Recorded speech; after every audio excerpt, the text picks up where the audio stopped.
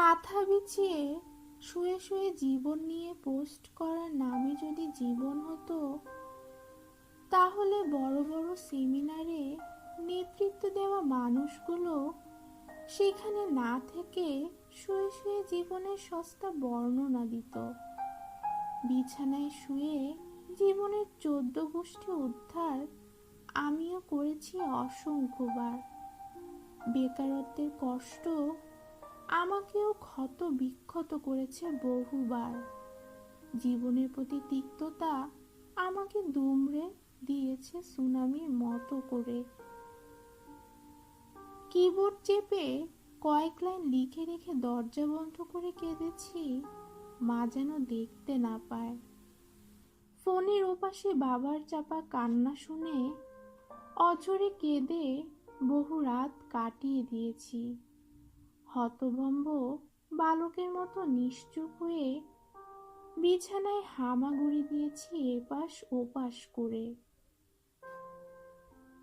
জীবন বহুরূপী, কখন কোন রূপে তোমার সামনে দাঁড়াবে এক সেকেন্ডও ভাবতে পারবে না। রণাঙ্গনের মঞ্চে দাঁড়িয়ে লড়তে থাকার নামই জীবন। জীবনে মোড়ে মোড়ে হতাশার মশাল জ্বালিয়ে আড্ডা জমিয়ে রেখেছে, যে আড্ডায় আমি তুমি আমরা ফিরে যাই অসংখ্য ব্যর্থতার কারণ সাথে নিয়ে। ফিরে আসি জীবনের প্রতি একরাশ ঘেন্না নিয়ে।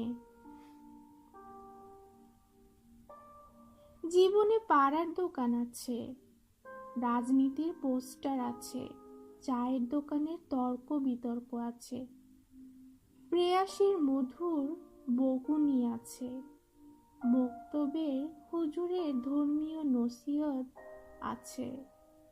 বাসের মধ্যে পাশের সিটে নারী বসার অমৃত অসংখ্য মুহূর্ত আছে।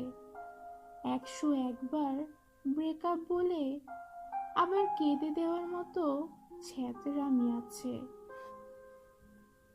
একটু পিছনে গিয়ে দেখো, যতগুলো কষ্ট রেখে এসেছো অতীত জুড়ে, তারও বেশি টুকরো টুকরো মধুর স্মৃতি পড়ে আছে তোমার জীবনে।